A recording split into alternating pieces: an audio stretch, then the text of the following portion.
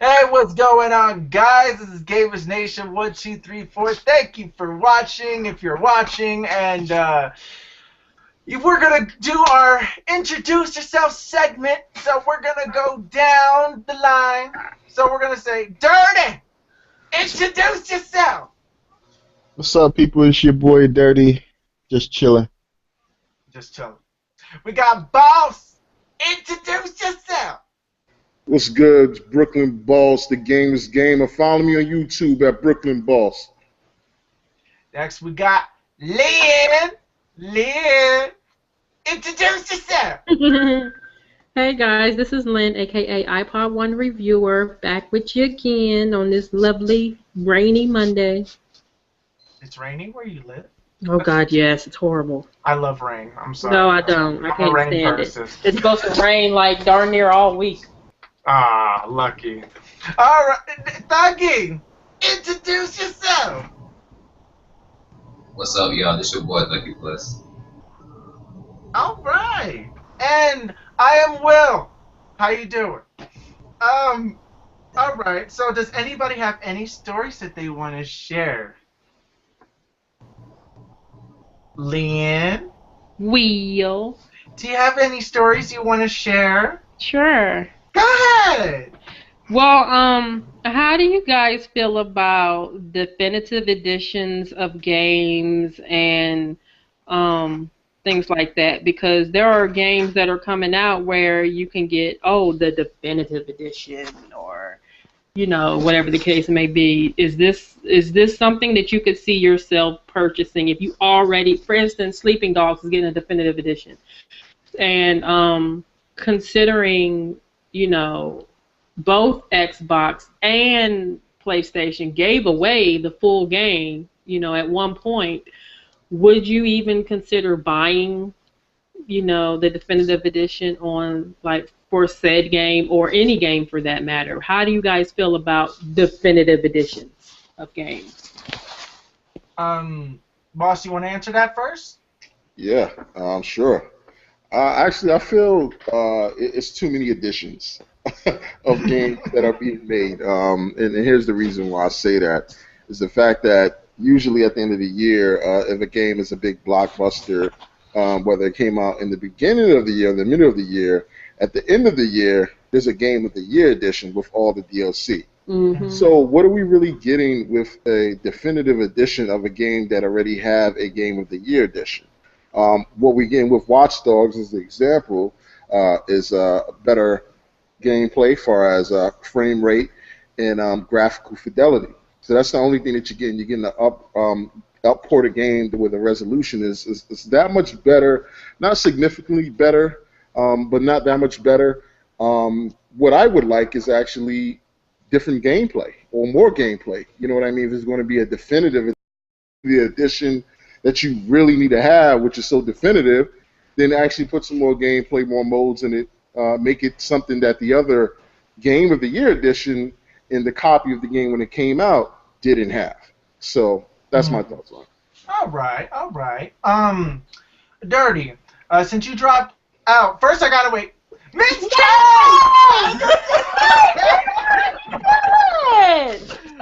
How's everybody doing? What's good, Ms.K? What's on, everybody? Dirty, What's up? Boss, Will. What's good? Yeah! Oh my God, Lynn. Ms.K is here. I know, right? Yeah, life can go on. I could go on. Yes. Well, Ms.K, just in case, and Dirty, since you did drop out, but we're talking. Lynn had a question that she said, "How do we feel about the definitive editions of games, or Game of the Year editions of games?" So that's the question. So, Dirty, how do you feel about definitive or Game of the Year editions of games? Would you buy a definitive or Game of the Year edition? I guess depending on what game it is, and if I already played that game and I never purchased any of DLC. If the DLC is good, then I would purchase it. If I didn't buy it, offhand when I had the game, yes, I would. But if it don't have no good DLC to the story or whatever, or more maps to play on and a multiplayer, then no, I wouldn't buy it at all. Okay. All right. Ms. K, how do you Yes. feel about definitive collector, like definitive editions and, you know, the editions? How do you feel about it, and would you buy any? Well, Ms. K, before you answer, the reason I asked this question is because Sleeping Dogs is coming out with the definitive edition, and they was both PlayStation and Xbox has given away the full game of Sleeping Dogs at one point. So, what is the point of actually buying, you know, the definitive edition if all you're getting is upscale graphics? Wow. It's not worth it if it's just upscale graphics and if they've given it away before and they're trying to sell it now, then all it is just a cash grab. Is what it is. That's all it is. All right. I don't know that I would buy a definitive edition. It would have to, like Dirty said, it would have to be something that I didn't play on the previous gen, or if it was one that I played on the previous gen and had all the DLC, and it was not given away on the, on the like Xbox Gold or either the PSN network. As long as it's not a game that wasn't given away at one point, yeah, maybe I would buy it. It depends on what it is. Now, since you guys follow up with Watch Dogs, I did enjoy Watch Dogs, and I actually beat the game. Sleeping Dogs, right? Sleeping I Dogs. never had the DLC for it. So some of the DLC I know I think it's part of the story, right? Like backstory or side missions or whatever. I think from what I recall from the DLC, which I personally didn't play, but it is added story to the mission, like in the missions, I believe.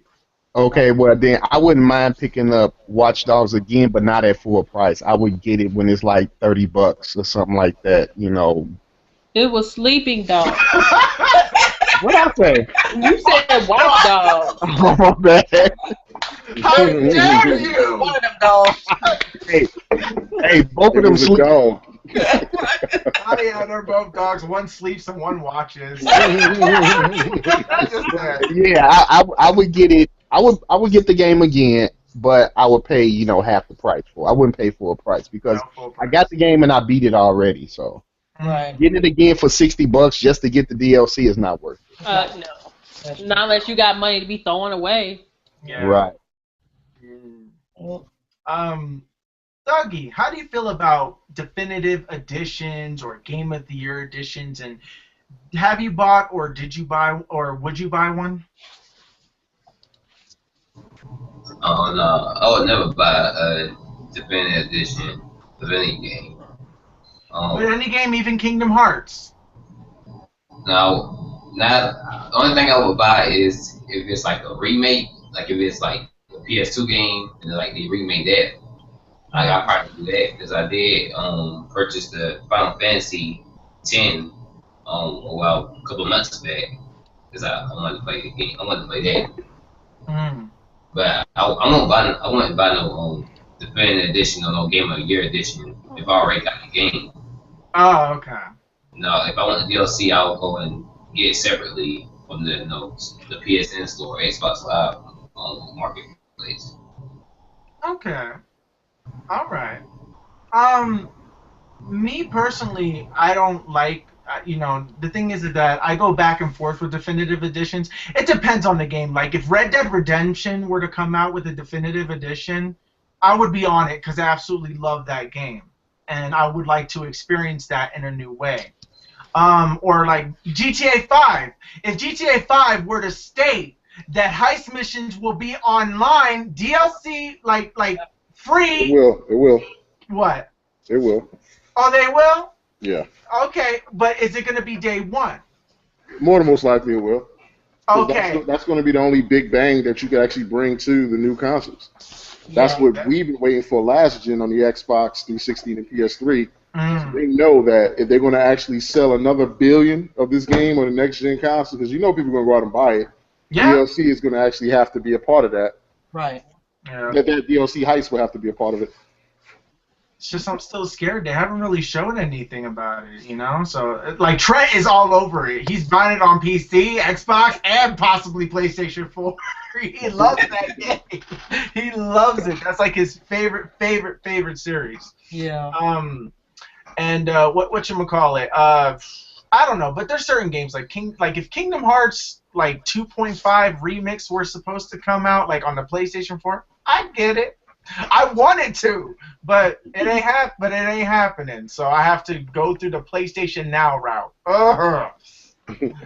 Because I don't have a PlayStation 3 anymore. Go ahead, boss. Go ahead, throw it in my face. Do it. Just do it. There you go. There we go. Got it. All right. I hope you feel better, boss. I hope you feel better. My man, Will, you my man, dog. I guess next topic. I have a topic that I want to share. Bayonetta 2.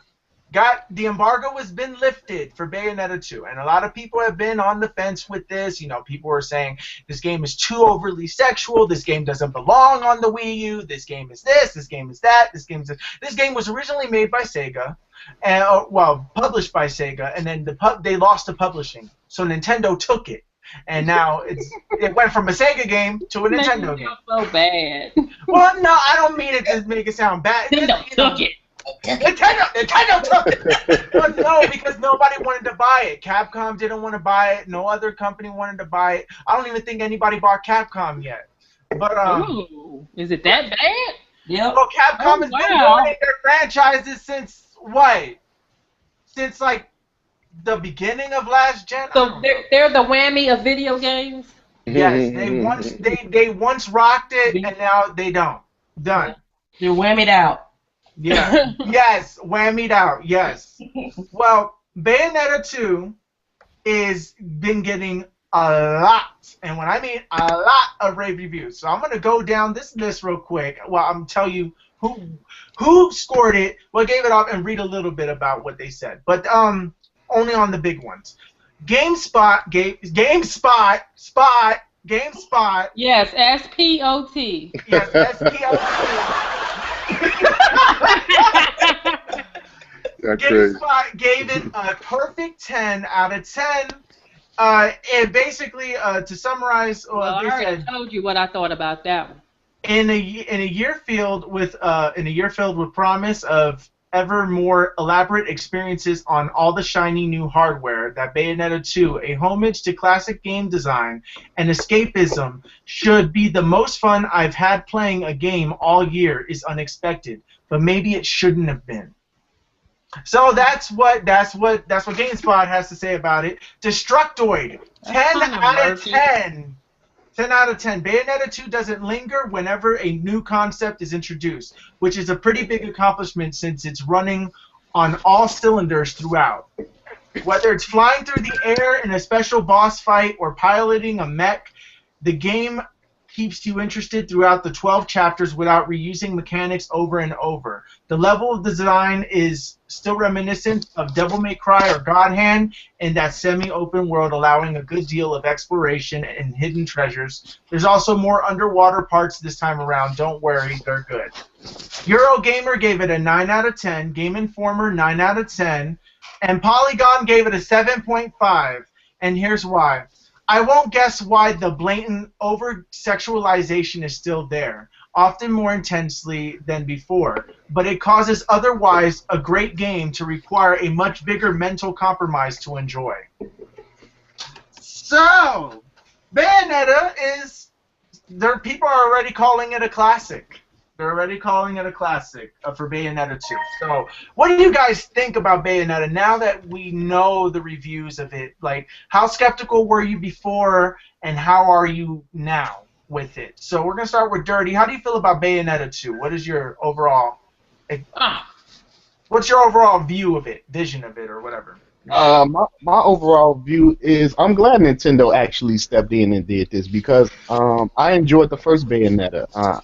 I was never on the hype train, you know, people talking about all Nintendo fans, they getting Bayonetta 2, they hyping it up and never played one. No, I played one and enjoyed it. So I'm glad Nintendo stepped in and funded the money, published it, whatever they did to get us Bayonetta 2.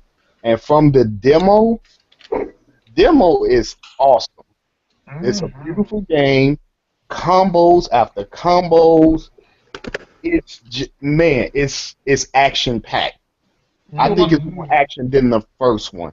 And this game I am really hyped for, just like I was hyped for the Wonderful 101, and that game didn't let me down, and I know Bayonetta 2 would do the same thing.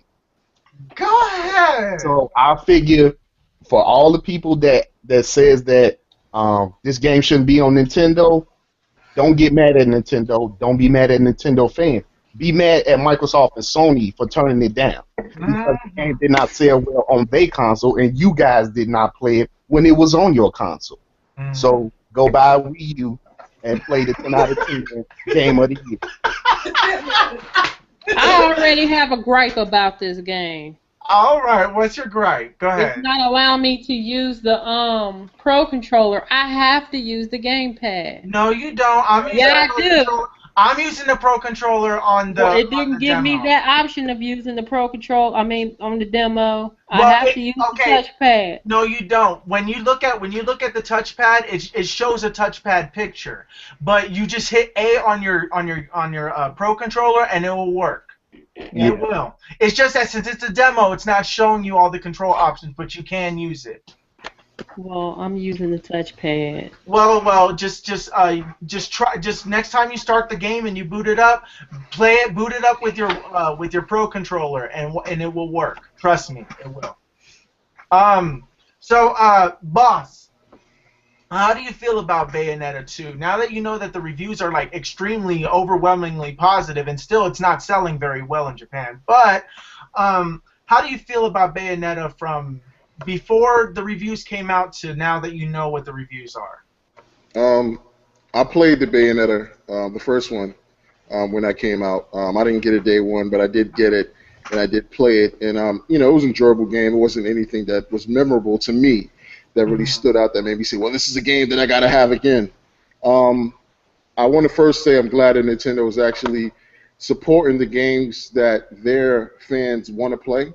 And this is a game that their fans have been waiting for and asking for a very long time. I have not played Bayonetta 2 yet. I don't have a Wii U, but I did see the reviews like everyone else did, and they do seem pretty well. But let's calm down with the Game of the Year game. I mean, this is not going to be a Game of the Year game. Maybe for Nintendo fans, for people who have the Wii U. But I just see the hype train that a lot of Nintendo fans tend to go on right now, that anything that comes out on the Wii U is Game of the Year. Anything. It could be Hyrule Warriors. That was the Game of the Year. Mario Kart. That's the Game of the Year. I mean, let's be realistic and critical with our thinking, the way that we just jump off the roof. In fact, that Nintendo is actually putting games out that we want to play, because remember, they haven't been doing right by the gamers as of lately. So this is actually a cherry on top of what they're trying to do. Personally, I'm with Lynn. We had a conversation a few podcasts back talking about the sexuality of the game, and I saw a review on IGN, and at the end, maybe the last 30 seconds of their particular review, I saw a clip where she basically opened her legs and she was naked, and they blurred it out, obviously the parts that they showed, but she opened her legs and spread her legs across the screen and went back to fighting, and I'm like, that I don't know who you catering to on that part. You know what I mean? Because I don't want to see all that. That's like half porn, half video game fetish, and I understand there's a market for that, but I think that didn't have to be a part of that game for it to succeed. The character alone in the world that they built was what gamers wanted to play and experience. So overall, so far, it looks good. It's playing good. I haven't heard any gripes about it, and Nintendo fans are pumped about it. Enjoy it. Embrace it. You know, if you haven't got it, go out and get it if you like playing games like that. But I just think that we shouldn't just, hype a game because a console just needs some type of hype behind it. You know what I mean? That's just not what I'm into. All right. Lynn, how do you feel about Bayonetta, as a whole? I know that you haven't really played the demo yet. I think you're playing it right now as we speak. Yeah. But so how do you feel knowing that this game is getting all this crazy praise and nobody hasn't even played it yet? Well, you have to play it. You can't just sit up here and say, oh, it's this, it's that, it's the other, without having experience in it for yourself. And how do you feel about the reviews, though? Like, how do you feel about 10s and 9s? Do you think that Bayonetta could really be a game of that caliber? I don't know. I mean, as far as this particular gameplay of you actually being able to just use total touch controls, I think that will be good for certain people. Like, for instance, there are some people who, have issues using regular controllers and things like that. So this will kind of help them to where they can play the game and maybe, be able to enjoy it. So I feel that it's good to have different forms of gameplay in that aspect. But I don't know. I mean, the graphics is really nice. I do like that, that there's just like there's movement all over. Like I'm fighting on the wing of a freaking plane, for goodness sake. And it's a lot of blood and guts, and I like stuff like that. It's cool. See, look at that. Love it. Love it. Ms.K, I know you played that demo because you first off, thank you for letting me know because I had no idea that the demo was out. And so I have to thank you. Thank you so much for letting me know because I was super excited. I'm like, no, there's no way. There's no way. And then I saw it in the store and then I freaked out. But how do you feel? How did you feel about your game time with Bayonetta? I like Bayonetta too. I like the demo. So is it a day one purchase for you now? Or I believe it is. I believe it is. I wish that it wasn't over-sexualized, like Bawse said. I wish it wasn't like that, but it's so much going on when you play the game. Unless you just really freeze the moment, you really won't be able to tell she's... I mean, you can tell, but it's so far away. It was like, okay, whatever. You just keep going to the... it's so many things that's going on in that game, in the demo. Yeah. And I don't think, like he said, that part about her spreading her legs. Now that's not even called for. No. That really shouldn't be in a video game. But and I'm not making any exceptions for that because it is over sexualized in certain points, and I don't like that part of it. But as far as it being a solid game, from what I played from the demo, it's gonna be a solid game. No, I don't think it's. I don't know about no game of the year. I'm with Bawse with that. Come on now, but it's a solid. I believe it's going to be a solid game. A lot of people are probably gonna. A lot of Nintendo fans are gonna like it because I like the demo myself. So it's probably a day one purchase more than likely. I'll give it a chance. All right. So Thuggy, have you played the original Bayonetta for like the PS3 and Xbox 360? And if you did, what did you think of it? No, I haven't played a Bayonetta game. Oh, you haven't. No. How do you feel about Bayonetta in general, just from what you've seen about it? Does it seem like it's something that will interest you in any way? To be honest, no. It's really not a game that interests me. But no, if I had like a little extra money, I would get it, just to try it out because I do like the customization with the weapon. That was like the one thing that just caught my attention when I watched the direct they did a while back. Customization, I like that part of it, but it's really not a game that I will personally gonna pick up. Okay, so it's not something that you would personally pick up. All right. There she goes, spreading her legs wide open, naked. Daggone shame. Hey, but you know what? I just to elaborate, before you give your thoughts, Will. I mean, I'm with Bawse and Ms.K about the sexuality that they have her in the game because I do remember her. She have her legs open, she have her pistols, and she was like, who said you can touch? And I understand that, but from what we seeing from Bayonetta, is it the worst that we seen in video games that we have played on last generation? No. Read that bottle. Because now that you say that, yeah. Enough said.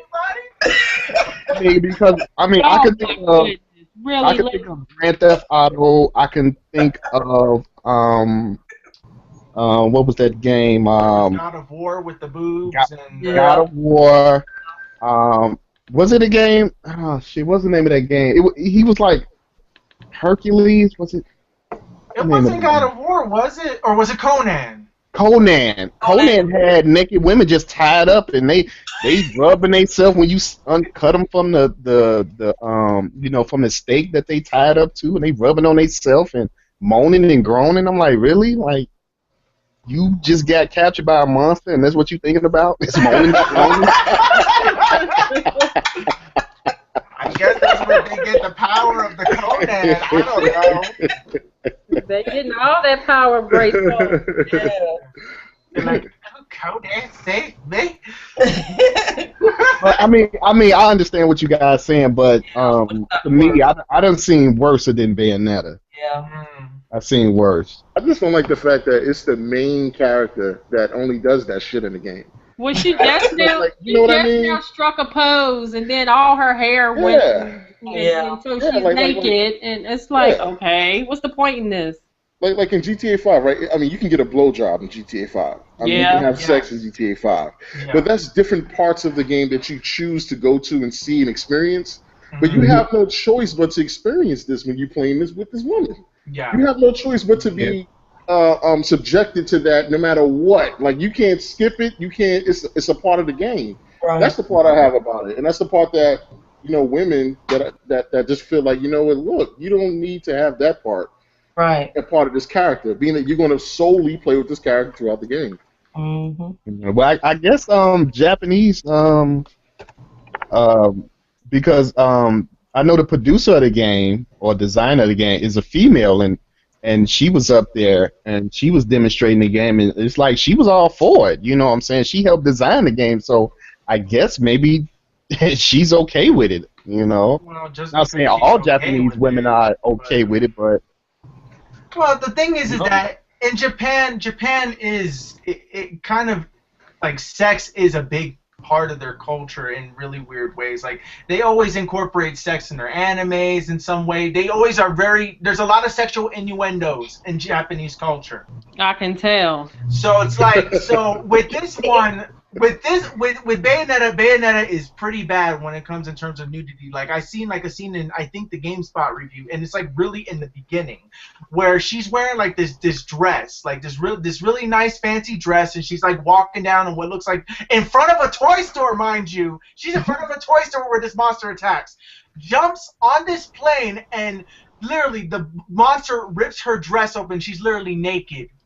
For like literally no hair, nothing. She's naked, but like they have it like kind of like blacked out, like if she's like in a shadow or something, so you can't really see. But you can see like a bit of like her crack and like, you know, and just some stuff. Like, you don't see any nipple action or anything, but she's just like, then she jumps up in the air and then she's like doing the sexual noises like as her dress is getting cut. And then so he's like, so, you know, so it's like really, so yeah, it's really, really bad, the sexual innuendos. She also has her friend with her as well, which is not as sexual as she is, but like not as like naked or has her hair turned the size of a monster and freaking eats them and everything like that. But seriously, so I don't like that aspect of the game. You can skip cutscenes if you want, but you can't enjoy a story because you can't like choose to opt out of without seeing the sexual stuff. You know, it's part of who Bayonetta. That's part of the character's design. And even if it was such a big problem, the third one is going to be the same thing. If they make a third one, it's going to be the same thing. So do you guys think that Nintendo is like kind of like turning over a new leaf in naked again? In order to get that hardcore, like they said, you know, like 2 years ago at E3, because I know that the Devil's Third is basically going to be almost the same as well, as you know, you seen in the cutscene with the chick that took her robe off and she was like naked. Yeah. And the thing is that they wanted mature games, and that's what they're getting. You know, they're going really crazy with it. Yes, they're taking it in a really crazy pornographic level, but I think Nintendo is actually okay with it because the guy from Devil's Third, the creator, he said when Nintendo decided to publish the game for them, Nintendo seen the game and they told them don't change anything. Yeah, I heard that.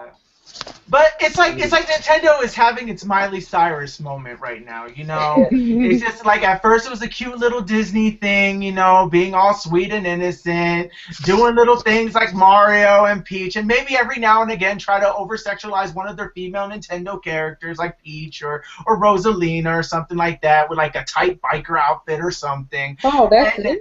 And then I'm done. You're done! Oh my gosh! That ain't taking no time. It didn't take that long. No, it doesn't take that long. Yes. Okay. But that's just the prologue. Yeah, it is. And it's not the whole mission. It's not the whole mission. It's just a little bit of it. Just a little bit of it, yeah. Yeah. Because just a little bit. Just a little bit. I don't think that they wanted to show the beginning because it shows the nudity in the beginning of that mission. But you'll see the nudity. Like that is nothing compared to what you see in the beginning of the mission. Come on. At least she's covered. At least she's covered. Well, she up here striking Bawse poses and crap butt naked. I mean, this is ridiculous. Okay, you know, there's nothing wrong with putting, you know, I guess more adult-like content in games, but it don't have to be sexual content. Yeah. Especially if you're not known for it. It just feels a bit out of place. It feels forced. Exactly. Personally, you know what I mean? I expect to see that from Sony or Microsoft, but Nintendo, no. I don't technically want to see, you know, that, you know, because due to the demographic of people that play their games, they're generally younger than the fans that own the PS4 and the Xbox One or own that brand of gaming. So you think that what happens when a 8-year-old, 9-year-old starts to play that and they're like, oh, big ass titties and a woman spreading her legs. Like, I mean, I know what that means. But the thing is that the parents should be looking at the labels and seeing that there's this overly sexual woman there and skin tight. I totally agree. And if it's in my power, I would do that. I would let people know, you know, well, you know, by buying this for such and such, this is what's going to be in the game. Ooh, kids are not going to like you. Oh, well. No, but the parents need to be aware of what they're doing. And it's you know, even if you're just a regular person, you know, it's your job. Well, I ain't going to say it's your job, but I take it as it's my job to educate people. To let them know, well, because a lot of parents don't know. They don't even know what they're doing. They just say, oh, well, the kid wants this, so I need to go in there and get this game. Well, do you realize what you're getting when you're buying this game? Do you realize, you know, what you're allowing this child to play and this, that, and other? Because they need to know this. I mean, what type of person would you be to just let people buy games for children that is well above their age range, you know, and just because Joe Schmo have it, they want to play it too because they want to be hot, fit in with their little clique and stuff at school. So they want to play those games as well. As long as the parents are aware of what they're getting, then your job is done. Mm-hmm.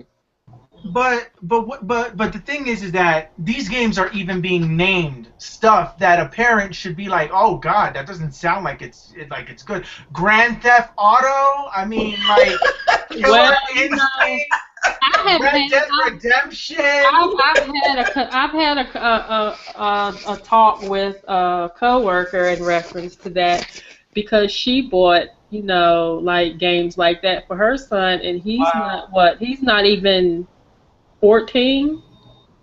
So he's young. I said, well, you do realize what's in these games, right? She said, yeah. I said, but you do know that they go around beating up people. They could do this, that, and other. They could go to strip clubs and see boobies and all kinds of stuff. I mean, you know, there's all kinds of stuff you can do in these types of games. Beat up on innocent bystanders, and drugs to sex and drinking and stuff. And well, you know, we've had a talk about it, and he understands that, you know, this is only a video game and blah, blah, blah, blah, blah. And I'd rather him play the game at home so I know what he's doing as opposed to, because, you know, he could go to Joe Schmo's house and he can play it, and I would never even know about it. Okay, but at the same time, you can control what's going on in your own home. Right. So, you know, you're basically condoning this child playing this so adult-rated game. you know, whether or not that child understands that this is pretend, this is just a video game or not. Look at what you're exposing that child to. Mm. Of course, you can't like go by what the child may learn like in school and stuff because their parents are letting them play things like this as well. You know, but like I said, you can still control what's going on in your own home. Hmm. Right. Yeah, but also we inherently, Grand Theft Auto has always been Grand Theft Auto.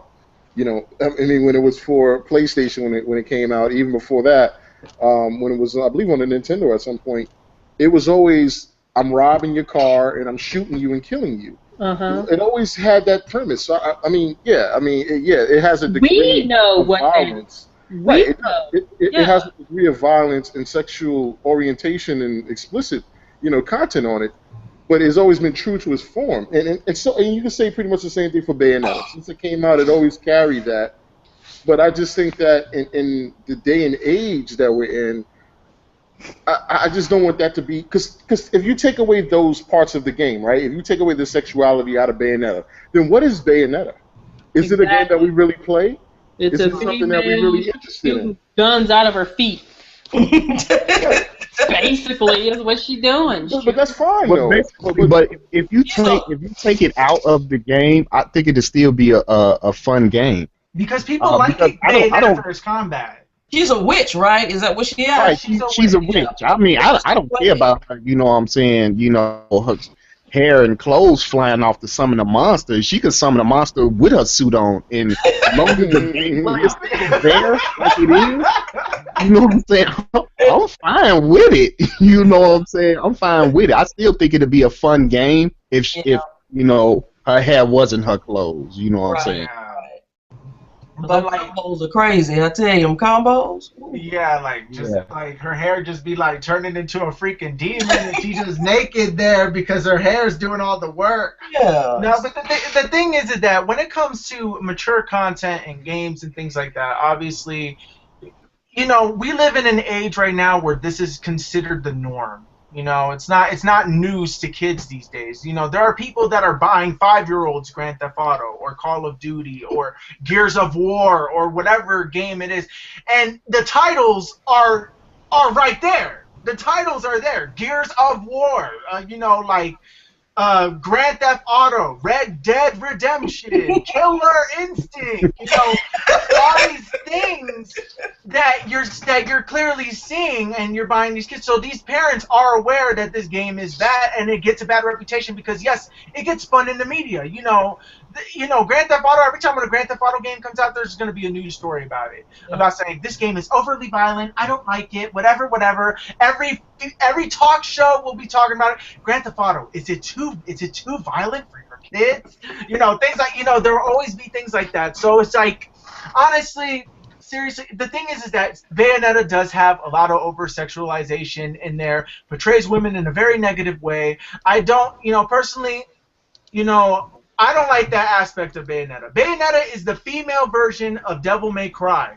That's what it is. Mhm. And so, really, the thing is that if you take the whole aspect of the nudity out of Bayonetta, let's say that you took all that sexual innuendo stuff out of Bayonetta, it would just be a female Devil May Cry. Yeah. That's all it would be.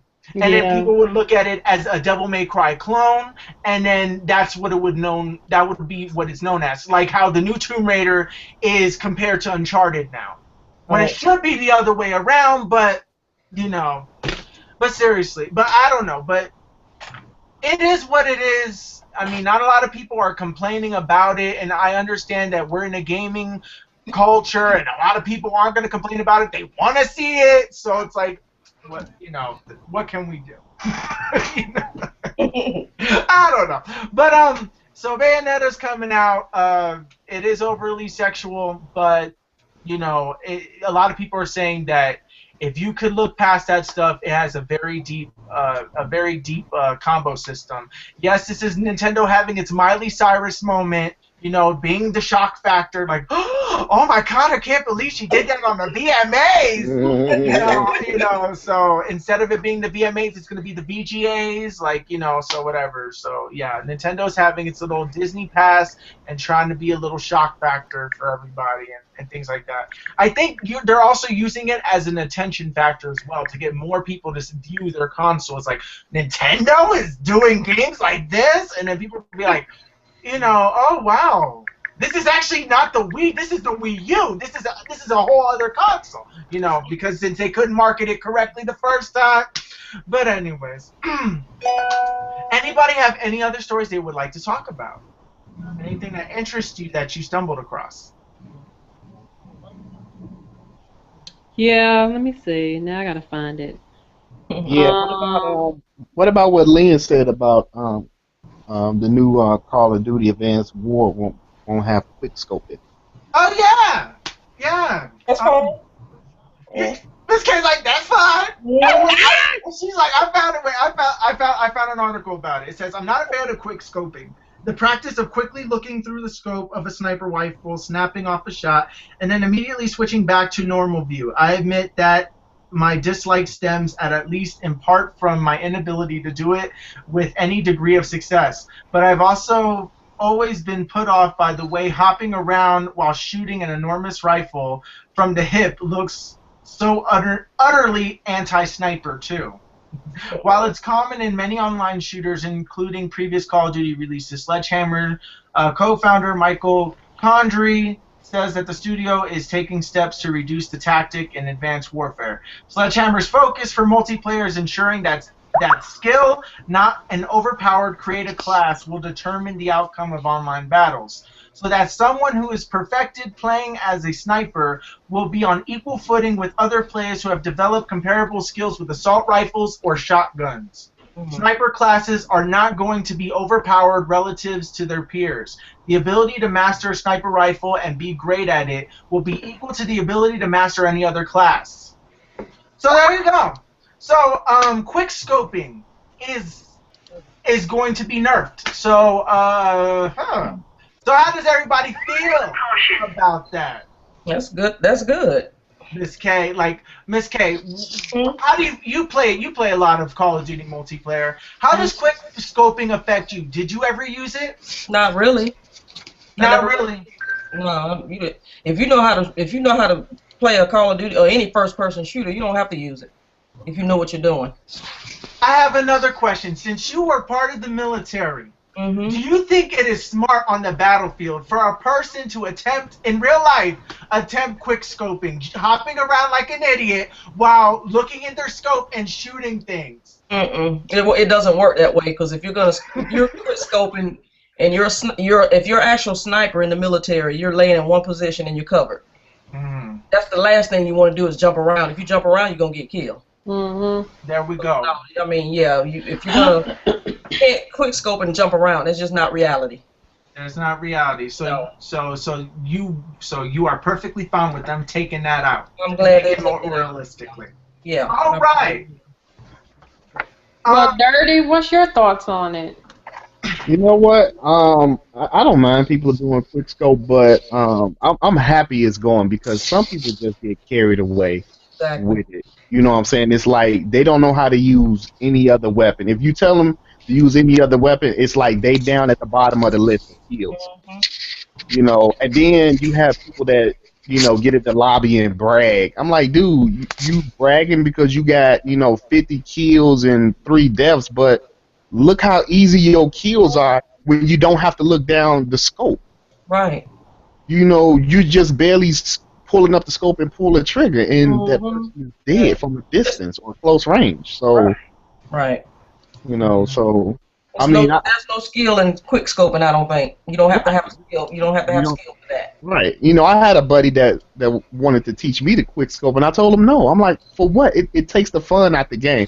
I want to run around and, you know what I'm saying, and kill. You know, if I have a sniper rifle, then, you know, I have to pull a pistol out to move from location to location. You know what I'm saying, like a real sniper would. You know what I'm saying? I don't want to quick scope, and it takes the fun out the game. Right. Oh, that's actually a great way to balance the sniper class. That in order to travel around, that they cannot have the sniper gun out. There you go. So I don't know. That's actually a cool way to balance it out. So if they're on the move, or like if their position is found and they have to move, they have to switch to their pistol like immediately. Right. But I don't know. But Bawse, how do you feel about this? How do you feel about quick scoping being taken out? I'm assuming that you play Call of Duty, right? Yeah, actually, I've played Call of Duty in the past, and it kind of, like Dirty said, it kind of ruins actually the game experience, especially when you're playing online because it's so competitive. And the fact that some people just know the game so well, they just know how to use that mechanic. And I think that maybe if I actually learned how to use it, I would use it. But the fact that I'm not really good at first-person shooters like that, at least on the PvP side, I think that they should remove that because I'm paying $60 for a game. Of course, I want to play online, but I don't want to feel like, well, damn, this dude been playing the last 4 or 5 generations of the game, and they already know how to quick scope. They already know all the tactics and everything and how to get the upper hand on me, and they're constantly killing me. That's how a lot of controllers get broken because you throw them at the wall, you throw them on the ground. You're like, what the hell? Like, how am I going to compete with this person that is just doing this and doing it over and over again? And it just makes you get to the point where you just want to put the controller down. That's why I still play Titanfall to this day. To me, it's the best first-person shooter for me because I feel like I actually have an opportunity to actually win a match. There you know go. what I mean? Because you can't really do that in Titanfall. You got to be moving around constantly. Plus, you put the Titans in it. You guys know the end of the story. But I think that at the end of the day, this is something that probably will change the landscape of Call of Duty games and future PvP type games to come out because now you got to take in consideration everyone else because you don't have that upper edge that you would normally have in the past. Right. Thuggy, how do you feel about I know that you're not a first-person shooter person, but how do you feel about, like, I don't know, I don't even know if you're familiar with the quick scoping thing, but how do you feel about something like that being taken out of the game? I think it's a good thing, though. Help make the game more fair.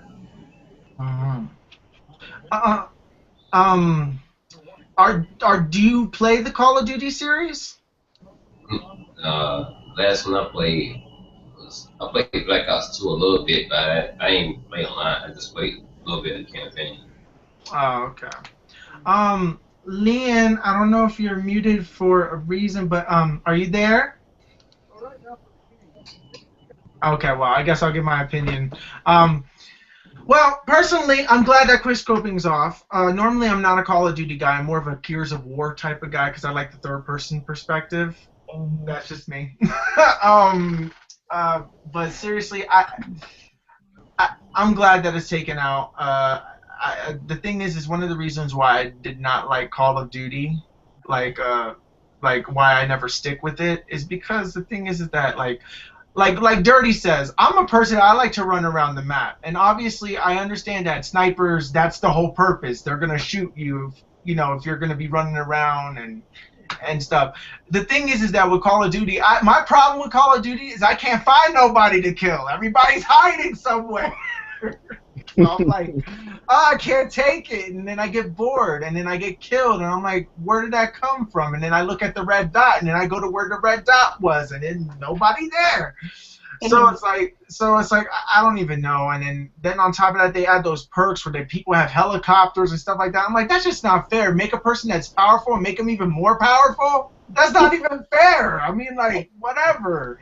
I mean, like Bawse said, Titanfall has to be the best online multiplayer shooter that I've personally played that's been first person, because it does require you to be on the move. You can't stand still for too long. And also, the reason why I like Titanfall is because I like that smart pistol. And not only that, is that there's computers and it makes me feel like I'm actually killing somebody, even though I'm not killing anybody. So, I mean, that's what I really like about it, because I'm getting killed by the pilots and whatever, but it's like I feel like a badass. Like I'm getting like 25, 28 kills, but it's all on bots with a smart pistol. Killing 3 people at one time, it makes me feel pro. That's what I loved about Titanfall. But yeah, it's like me personally, I wasn't a fan of ever riding the Titan or using the Titan. I just like running and the parkour of it. See, that's what I liked about it. You know, I don't know. I feel like games need to be fun and not always need to be so seriously realistic all the time, you know? Right. I like over the top. I guess that's kind of why I like Nintendo games, is because they clearly take you away from the real world. You know? They over the top everything. Like plumbers all of a sudden can save the world of the Magic Kingdom, and mushrooms make you grow, and it's clearly a world of drugs, but you know that's another story. But you know, I mean, Mario. If you really look into it, Nintendo has some. If you really like dig into it, Nintendo has subliminal messages in their game. Yeah. They do. I watch a lot of game theory, and there's like Mario is a freaking ass. He's just an ass. He's a complete mean person that if anybody were to meet him in real life, he would be an ass to you. But anyways, Lynn. Yes. How do you feel about the whole quick scoping situation? It's crap. I'm glad that they took it out. So was it a problem? Was it a problem when you played on multiplayer? Did you always see people always do that to you? Yeah, and it got on my nerves. I mean, big time. And look, my nephew does it all the time. I'm like, ooh, I don't like you. Yeah. Yeah, he does it all the time. I'm like, yeah, you ain't gonna be able to do that and all that trick shot crap in this game. and then that's gonna be the thing where people are like, I hate this game. I hate this. I hate it. No, they just like how Super Smash Brothers fans are. Like people with Melee, like, oh my God, they fixed it. He's not the game. He's not the game. Oh my God, Fox doesn't shoot 2 lasers. He only shoots 1. No. You know, but like you know, so yeah. By the way, I have to say I'm loving the new Super Smash Brothers. I cannot wait for the Wii U version. But anyways, moving on to the next topic. If anybody has anything else, I have a story. Go ahead. Remember back, I think it was a couple episodes or so ago, I had mentioned where PlayStation, if you buy X amount of games, you get credit. You know, well, Xbox, Microsoft's doing it too. So basically, if there's any type of Xbox One or Xbox 360 games coming out this year that you intend to pre-order, they want you to order it through the Microsoft Store. So basically, you'll get 15,000 rewards points, which is equal to, for each game that you pre-order, which equals up to $15 in free Xbox Live credit. So you can only do this for up to 3 games, totaling $45. So with this, you can bank it, so you can get up to $45 in Xbox Live credit, as opposed to only, what was it, $10 or $15 in the PlayStation Store credit. So this is actually a good thing. So you can, you know, so it can be games like Halo, Master Chief Collection, Sunset Overdrive, Call of Duty Advanced Warfare, any kind of, you know, games or whatever that you want to pre-order. They suggest you do it through the Xbox Live. Of course, this is for those who have the who have Xbox Live, you know, who actually pay the premium every year. But this says here that Xbox Live Rewards is a free service that offers rewards credits for doing various things, such as taking surveys, spending money on the Xbox Store. So I'm assuming this is how you're doing it this way. So this is separate from this is a separate promotion. Well, separate from this promotion, the Microsoft website is offering $10 gift card when you pre-order games. But that will not stack with the Xbox Live Rewards deal. Well, it's good that they're doing something, because like they're doing like Club Nintendo. Well, it's more value than the PlayStation. Yeah, PlayStation is charging you what, $50 for a year, and they haven't given us anything of any value, in my personal opinion. Well, except for Dust, Boss. Thank you for recommending that game. I absolutely love it. You like it, right? Yes, I love it. The game is everything, man. Boss, I love that game, man. You love it too, Dirty? Yes. Yes, man. It reminds me of old school. Yes. Yeah, it's a free PlayStation game. It's a free PlayStation Plus game of the month. Now, Yeah, now it's Yeah, really now. good. Well, I'm gonna have to download it then, since all of y'all like it. That's Gotta the get type it. of game. That's the type of indie games that I want. I want those types of indie games. Well, since Yes. I'm done with this one, I might as well go ahead and download that one. I mean, what was it? They gave us Spelunky. Like Velocity is actually pretty good too. Like Velocity Yeah, is Velocity. really good. Mhm. And so there's a few indie games that are good. So I don't hate all indie games. It's just it's just that the thing is that normally if they offer it for free, I enjoy it. But it's like the incentive to buy something that I'm not so sure of. That's where I have the issue. But PlayStation TV is coming out, I believe, tomorrow. PlayStation Vita TV, right? Lynn, Yep. are you getting it? What? PlayStation Vita TV.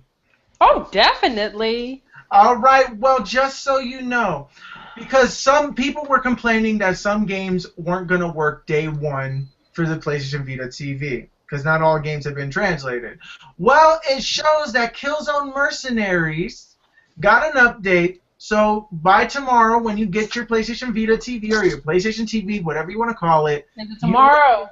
you'll be able to play Killzone Mercenaries day one when you install the patch 1.1. It comes out tomorrow? Yeah. Oh, Yeah.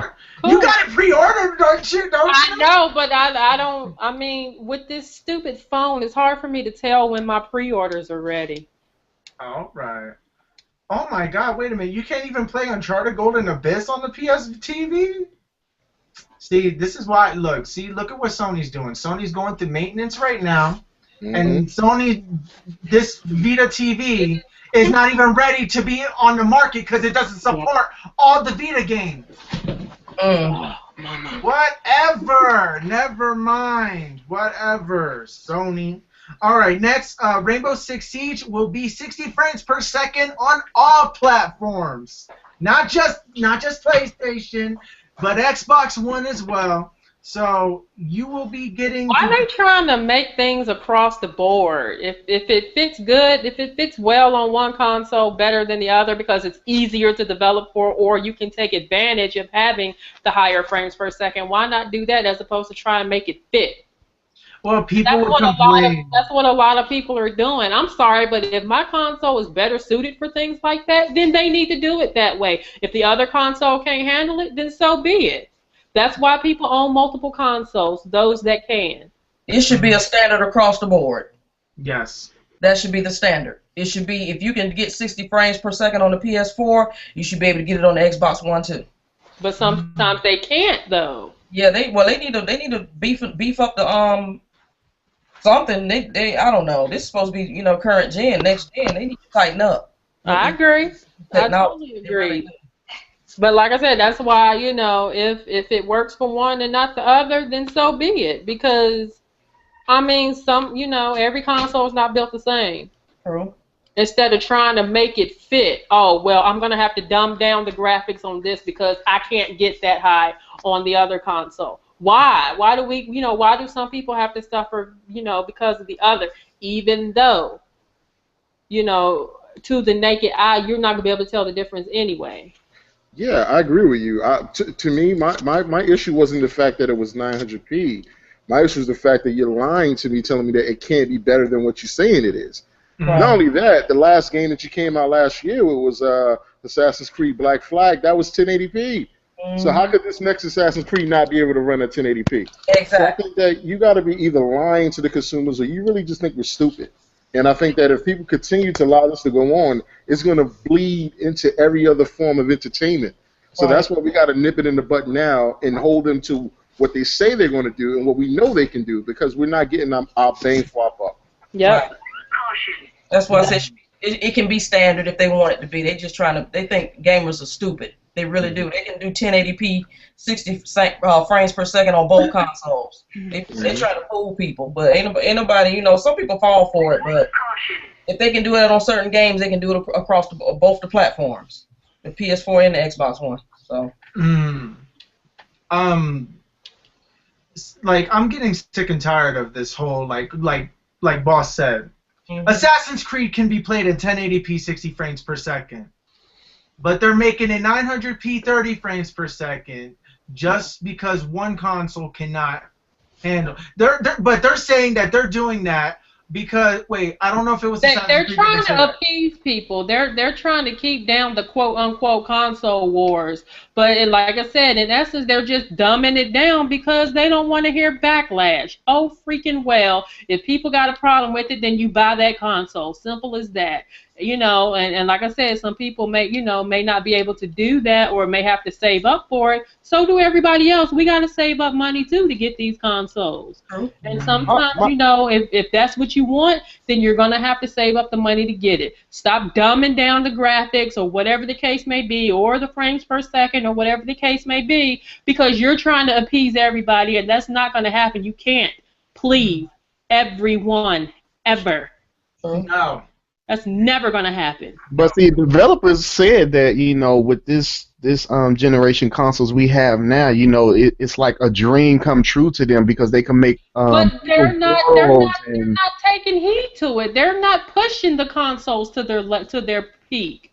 We don't know what these consoles can do because nobody is pushing these consoles. They're not taking to the graphic prowess or the RAM or whatever it is. They're not going through all of this and pushing the console to its limits. They're not doing that.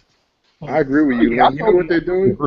They're actually pushing me right into the arms of a goddamn Steam box at the end of the day. There you go. They're going to have me trade in all this shit that I bought. And buy me. I'm going to get a Steam box and I can spawn and upgrade. That's it. Years to come, and even play even more games. Yeah. So they keep it up and as they pay want. less money for your games because you can take advantage of the Steam sales. And all the games come with all the DLC. You ain't got to buy shit. Right. That's it. The only thing you just gotta wait is you gotta wait for the game to come out later. But you're getting it for a cheaper price and everything, so that's really good. And you get to play the game in the definitive edition. Definitive edition. Right off the bat. Right off the bat. Pay extra. And then on top of that, if the graphics can get better by you just buying more RAM, a new video card, or whatever you want, so you can upgrade it. The thing is that I would be more of a PC gamer, but for some reason my attention span gets lost when I play PC. I don't know. I cannot, even if I'm playing an emulator of a game that I'm known to play a console, even if I'm playing with a controller, I cannot play on a PC. I don't know why. I can't do it. I can't, and I hate myself for it because I really want to, but because it's a cheaper alternative. It really is. But the thing is that a lot of the exclusives are the games that I play, and I don't know. I think that all you need is a PC and a Nintendo, and you're good. But, because all these games are PC playable anyway. At least all the third-party stuff is. Yeah. Well, the majority of them are. Like Grand Theft Auto 5, the definitive edition, but except with mods. Yep. And things like that. But, I don't know. There's just a bunch of stuff that you can. I think the developers are lazy. Thank you. Thank you. That's why we have all these definitive editions, all these rehashes and crap. Nobody's taking shortcuts. They're taking shortcuts. Yeah. We did not buy next gen keywords consoles for previous gen content. Right. Mm. I mean, it makes me so angry, and as long as people are going to sit up here and buy the crap, then they're going to keep making it. And to me, it's basically shovelware. They're just tossing the stuff down your throats. You've already bought it once. Why not buy it again? Yeah, because seriously, $120 for the same damn game? I'm sorry.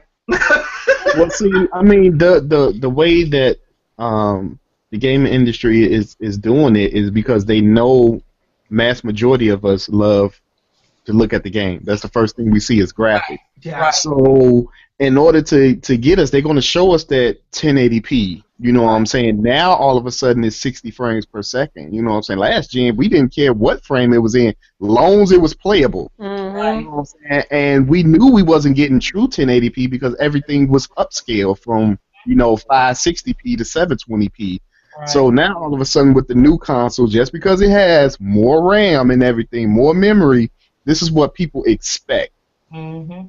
And developers are telling us, yeah, you're going to get this, and then turn around and be like, nah, we can only do 900p. Which to me, I mean, it still looks good because it's only 180 pixels difference. So you really can't tell the difference. But you have people that like, you know what? I spent $500. I want that extra 180 pixels. So. So they want their pixels. I want 180 pixels. Well, pixels or else. Yeah, but I don't think it's just. I don't think it's that. At least not in my aspect of it. I think it's more with, the credibility and the fact that you're trying to play on my intelligence. Right. To me, a lot of young adults they don't know. You know what I mean? So to them they're looking at like whatever. You know what I mean? But to me, I'm old enough to have sensibilities. Whereas I know when someone's bullshitting me, so I should be able to call bullshit on bullshit, and that's what they're doing. You know what I mean? I think that's what they're doing. I think that they're going to start doing this in other forms of entertainment. They're doing it in our gaming industry. They're doing it in our music.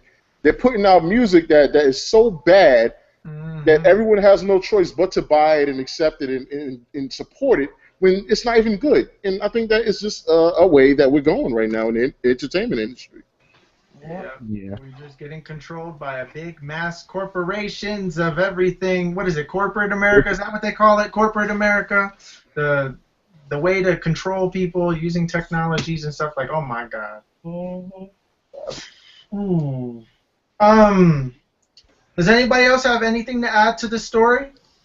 No, but I got a separate story. Go ahead. This is in reference to Drive Club, actually. So the developers of Drive Club, quote unquote, had confidence that servers would work.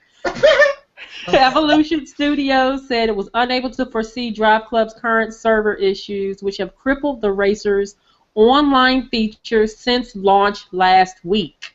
Drive Club servers currently cannot cope with the number of users attempting to connect their copy online. The problem started before the game even launched on disc in Europe and has caused free Drive Club PlayStation Plus edition to be delayed until further notice. Until further notice. Unacceptable. So basically, director Paul, quote unquote, Rushy, I'm not pronouncing his last name, it's very difficult, has now defended Drive Club's troubled launch and said that pre-release test has not shown up any issues. We ran a beta test and none of these issues occurred. That's what the guy wrote on Twitter. We had confidence everything was ready. These issues were unexpected. We did run large-scale synthetic load tests with tens of thousands of concurrent users, and the tests were successful. We're considering all of our options right now. This is in response to one fan who had been unable to connect. The last server update pushed live on Friday evening increased the total number of players able to connect, but Evolution explained that further tests over the coming days would impact server availability for all. We're still working flat out to fix the online problems, he concluded last night. Sorry for the wait.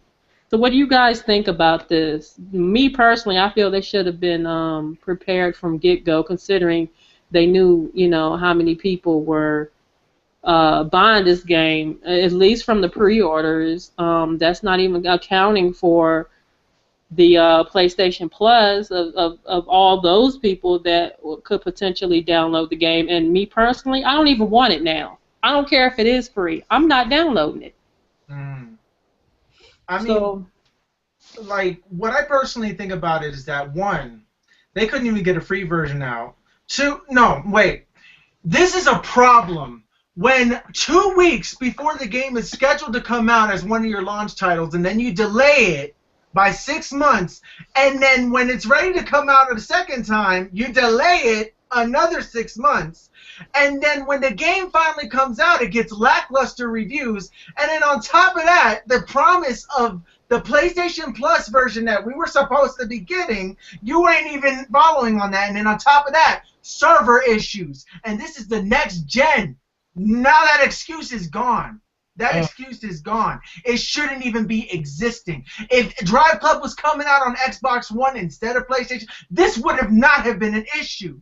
We Nope. would have I gotten it actually day one. agree. I actually agree with you on Would that. not have been an issue on an Xbox. Would not have been an issue. It's an issue on it.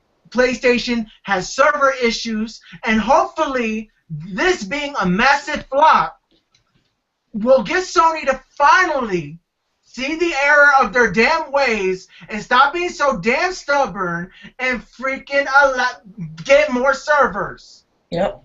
And that's it. You're making us pay for a premium service of something that we got for free to begin with. Yeah. And then you're making us pay $50 to allow us to play online. Yeah. And then on top of that, Xbox already just gave us added benefits and is already having a better service than you. They had a better service than you. And yes, Microsoft was ripping us off back then because we had to have Xbox Live Gold to use Netflix. Now that's not the case. They fixed their issues. Sony, it's the time for you to fix yours. That's it. If you want us to pay to play online, you're going to be losing all your fans because on top of that, the fact that you don't have any online support, every time there's a freaking scheduled maintenance. Xbox has maintenance too, but it never disconnects any of the fans. They don't even have to tell their fans that there's a maintenance happening. It's just happening.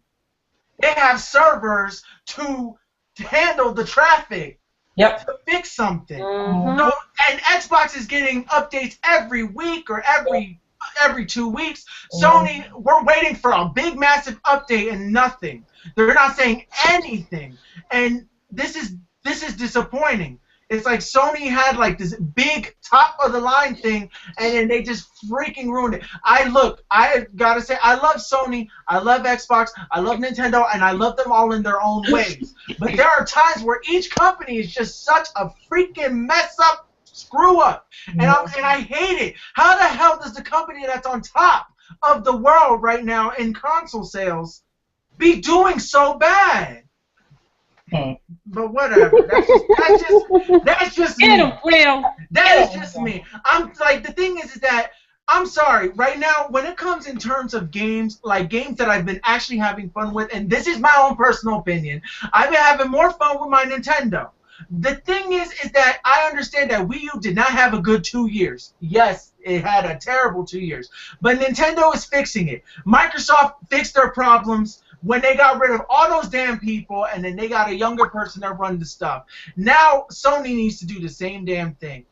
It's like they lost Jack Tretton and all those other people, like Jack Tretton left and all the other people left, and all of a sudden PlayStation is not the same thing anymore.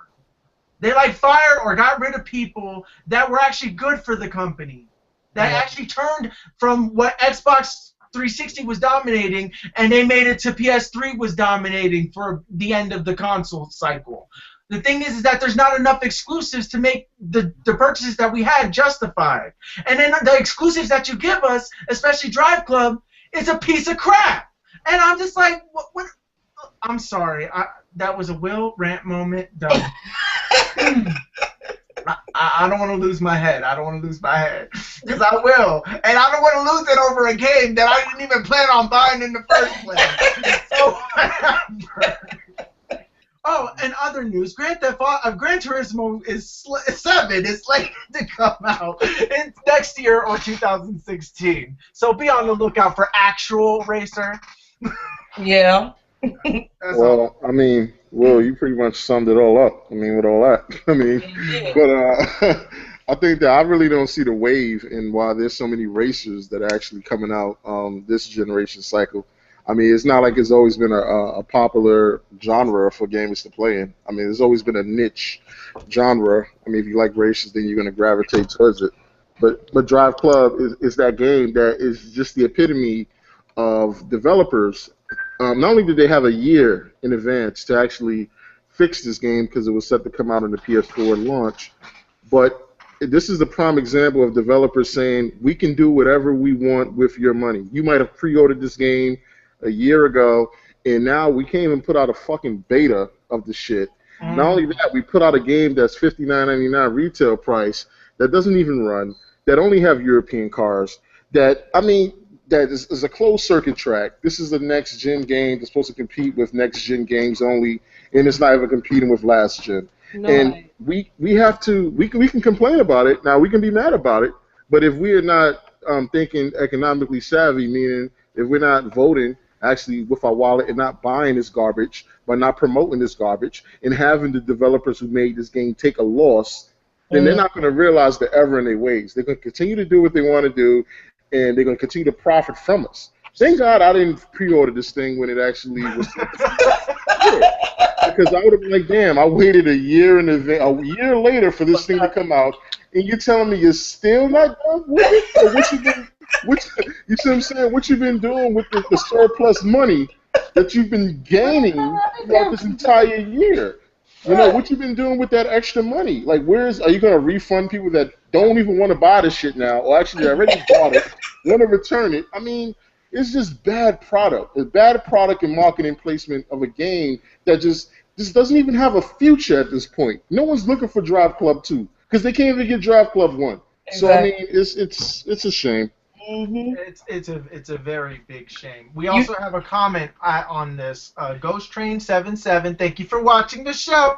He says, I'm a Sony fan myself, but they better not sit on their hands for too long. None of their exclusive releases thus far have been overly impressive. Right. Agreed. I agree. Thank you for your comment. Thank you. Ask away. Ask your comments away. That's what we do.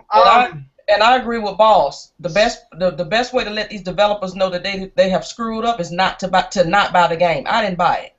I said I don't want to hear nothing about no servers. I don't want to hear about this and that. I don't want to hear it. If it's not ready, I'm not buying it. So I you know what? I can't wait to get my Xbox One back so I can get on Horizon 2. Well, you know what? Then again, that's why this generation you don't see any really like demos. Exactly. That's another thing. Why we're not getting no demos? Yeah. We ain't getting no demos because they trash. That's why. The game is trash. That's because a lot of people is actually going to see the game for what it is. Look at the Crew. Yeah. The Crew has went back to the drawing board. Like they delayed that game. Because it's bad. I'm sorry, it was bad. I didn't enjoy myself at all. I want the Crew. I'm getting it. Whatever. You know what? I wouldn't get the Crew. No. I'm getting it. What about Project Cars? Me lately. I haven't looked at that yet, but I have seen gameplay of the Crew, and I like it. Okay. Have fun. I mean, the Crew is fine. You know what I'm saying, but it's not a day one purchase for me. Right. No, I can get that at a bargain bin. Bargain bin, yeah. That's what I said. Bargain bin, yeah.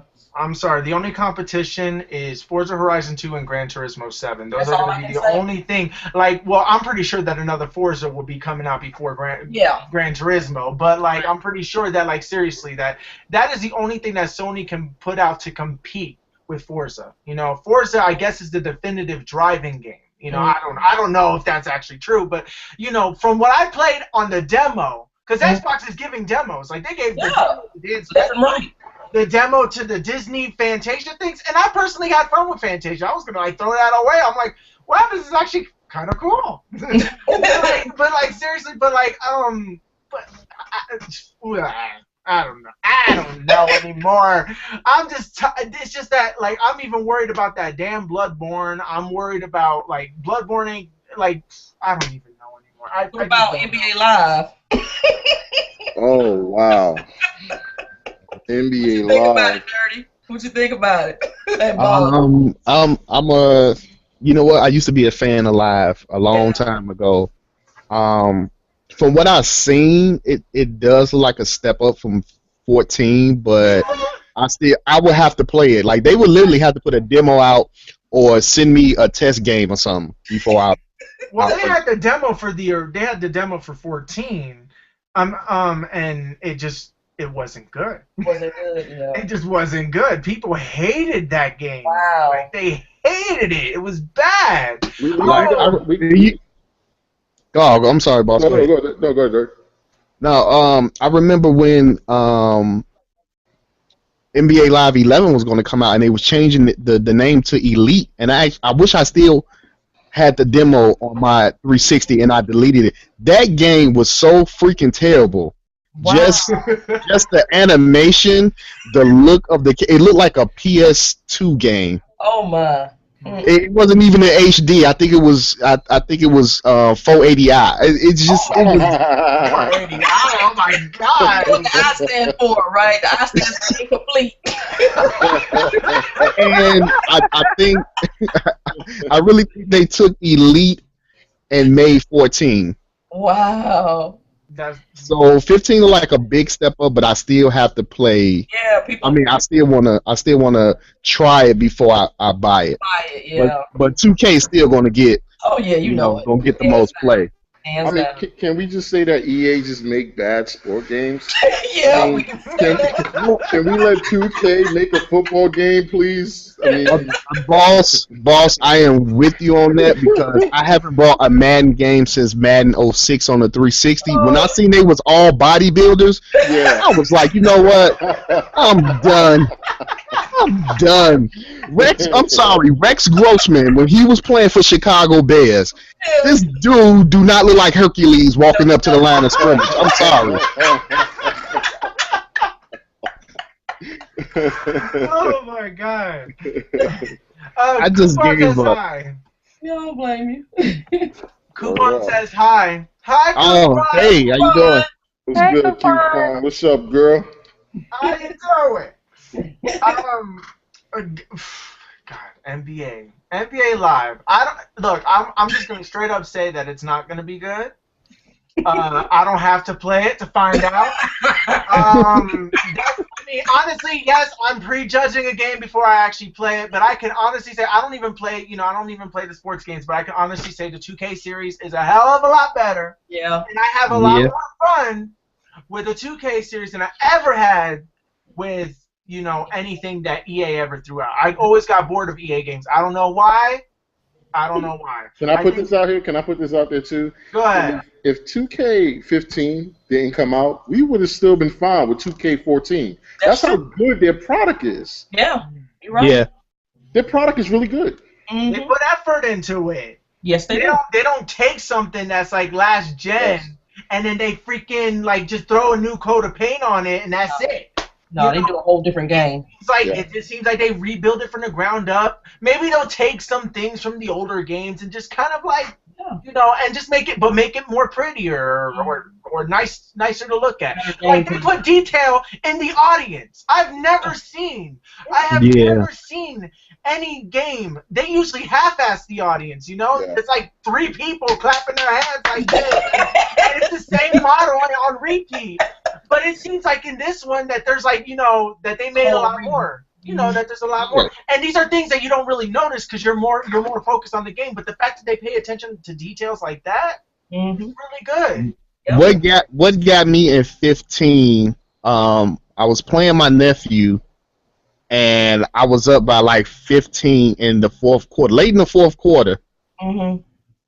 By like 20 seconds left on the clock, got fouled, and I looked at the audience, and damn near the stadium was cleared of people. Like nobody was sitting there. Like it was a full crowd at the beginning of the game, and it seemed like everybody left. It was one dude sitting in a chair by himself, nobody around him for miles. And we looked at it in amazement, like, wow. He's like, dude, like people are actually getting up and leave because they know it's a blowout and we're not going to win. That's it. That is so freaking cool. And that's what happens in the real game. That's what really happens in a real basketball game. Yeah, people start getting up and leaving early. And we did not notice that because, like Bawse said, you're paying attention, to the game. Mm-hmm. But once that foul, that timeout, and you look in the audience, at the crowd, and majority of them is gone. It's like, wow. The next thing, I guess, in the next one, they're going to put the parking lot with people leaving out of the stadium. That'll probably be a cut scene. That'd be funny. That'd be really funny. That's definitely like taking it a step up. Like imagine that they have like a what was it? Was it NBA Street that had this where you get to create your own basketball player? I don't remember what game it was, but I remember I enjoyed it because you create your own basketball player and it's like you build your career up. You go from the streets and then eventually make it to the court. Wow. And then and it's like you're living the dream. You're just like playing like in the back of a high school thing, and then eventually you go to like the college and stuff. Like they should do something like that, I know that like that would be something cool. Like you like since they have the facial scanner recognition thing, they should just show you the process of how it is to be a professional basketball player. Then you get drafted by an actual team that you want to choose, and then you can choose between the teams and then switch from team to team. I mean, that would be an interactive game, right? Wouldn't that be a good idea or no? Is that just me talking crazy? No, they kind of got that in the beginning of 2K anyway. You get drafted, and you get the work. Yeah, it's okay. kind of in the game anyway. Oh, okay. That's all. You know. Yeah, it's a good one. Yeah. I don't know what I'm talking about. But I would like to take my hat off to the NBA for not allowing EA. Like 2-3 years ago, EA actually wanted to get the exclusive rights to the NBA like they have with NFL, and the NBA said no, and I am so glad. So glad because I wouldn't be playing basketball no more. Really, I would not be playing a basketball game. I'd be sitting in here pissed playing Bayonetta. But you should be having fun. Well, yeah, she is sexy, so.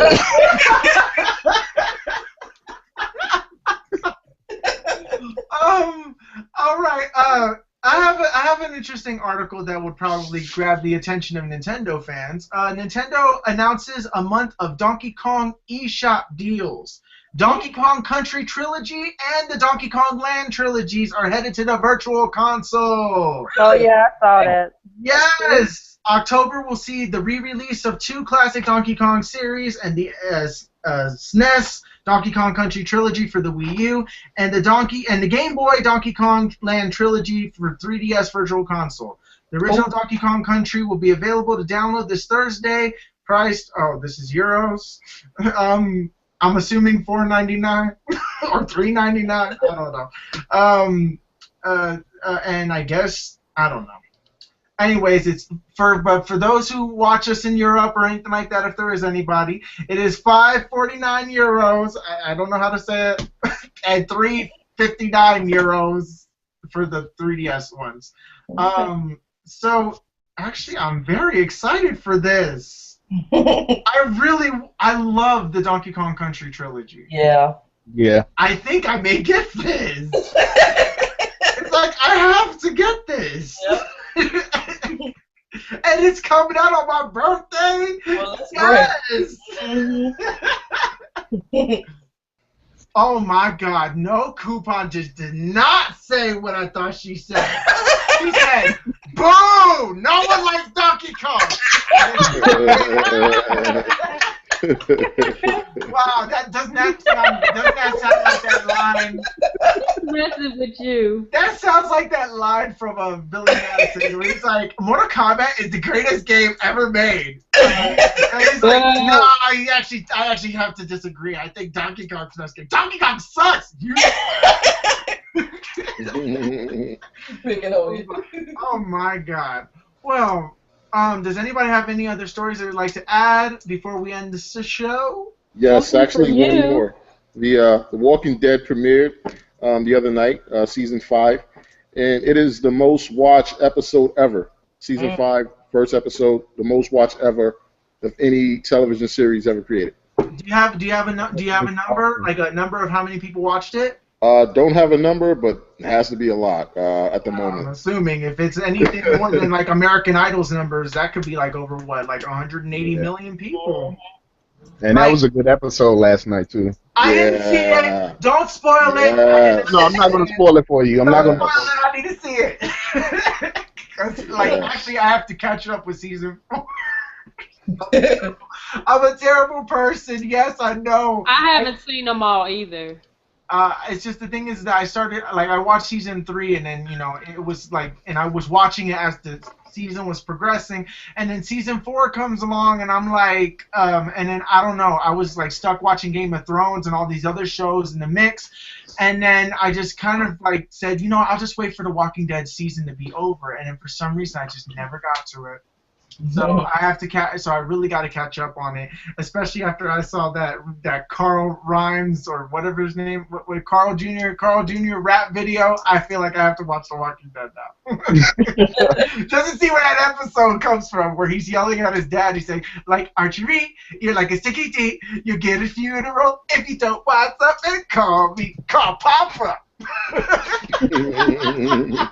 I love it. I don't know. I love that. It makes no sense, and I love it. So, Lynn, did you say that you have anything that you wanted to add? Something for you. Final Fantasy XIV: A Realm Reborn gets Game of the Year edition in November. Oh, really? Yeah. Yay. So, for all the people that are willing to spend $15 a month to play Final Fantasy, you get added DLC to this Game of the Year edition. Yay. Yay. So we're gonna end the show right here. So, you guys ready? Yep. Oh wait, Kuuppon had to say something. She said, "Someone dies." Dun dun dun. That's what she said. All right. Well, thank you for spoiling. No, everybody dies. It wouldn't be a Walking Dead episode if somebody doesn't die in it. But anyways, started. Let's get started. All right. So we're gonna end the show with Dirty. Advertise yourself. What's up, YouTube? This is your boy Dirty. You can find me on YouTube at the Old Dirty 33. Check me out. Okay, Bawse, advertise yourself. What's up, YouTube? Brooklyn Bawse. Find me on Twitter at Bawse Game 101. You can also find me on YouTube at Brooklyn Bawse. Go check out my gameplay, my game news. I cover gaming. You know what I mean? So support your boy, support the channel. You know what I mean? I was hacked, but I'm back.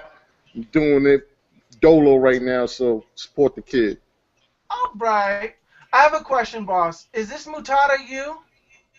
That's me. Oh, okay. I was just making sure. All right. Lynn, advertise yourself. Hey guys, this is Lynn, aka iPod1 Reviewer. Please follow my channel on YouTube at iPod1 Reviewer, the number 1. Also on Twitter with the same name of the same. And yeah, that's about it. Short, sweet, and simple. All right. Thuggy got dropped, so all right. Well, Ms.K, advertise yourself. This your girl, Ms.K, aka 219 Gary IND. Y'all make sure to follow me on YouTube page, and we will see you guys on the next podcast. Yeah. All right. I know Thuggy's in here, so I'm gonna do a very bad imitation. So Thuggy, advertise yourself. Yo, what's up, everybody? This is that's the sign, not the. That's the sign, not the. The word. Not the word. So Thuggy Plus.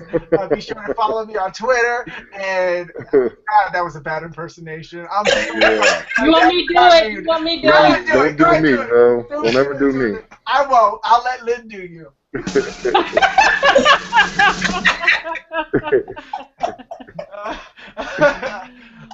Go ahead, Lynn. Go ahead. Do you do it? Come on, Lynn. Yo, what's up, y'all? This your boy Thuggy Plus. That's the plus, not the sign. Damn, Follow me on Twitter at I am Thuggy, and follow me on YouTube. And I do gameplay videos, first impressions, and you made me laugh. You made me laugh. Oh my God. So follow Thuggy Plus, guys. That's the plus, the plus, not the, don't spell it out. The symbol, not the word. Well, that was great. I think Thuggy would have been proud of you. They should have let me do it, man. I butchered it. It's Thuggy Plus. It's Thuggy Plus. I don't have much to say, but no, I'm joking, man. Thuggy, you my boy, Thuggy, man. You my man, Thuggy. Oh my. The wheel. All right. Go ahead. Advertise yourself. Oh no, Ms.K. No. I love No. Will advertise yourself. Okay. What's up, y'all? This is your boy, Will. Seriously, guys, this is Will.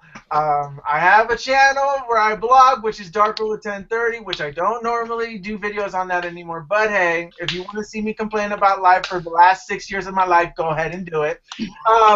And I also have another channel, The Will of Gaming, where I have new gameplay, a full gameplay of Shadow of Mordor. And my review came out yesterday. If you guys want to check it out, it's there. So that is The Will of Gaming, all one word. So thank you guys so much for watching this episode of Gamers Nation. We always appreciate it. Remember, your questions make the show. If you ever want to be a guest on the show, be sure to leave a comment saying, I would like to be a guest on your show. We will reach back to you as soon as possible, let you know. We have our shows on Mondays, Wednesdays, and Fridays, and usually they're around the same time. And we kind of do the show for like an hour and 30 minutes. At least we try to keep it that way. So thank you guys so much for watching, and bye! Bye. Bye. EA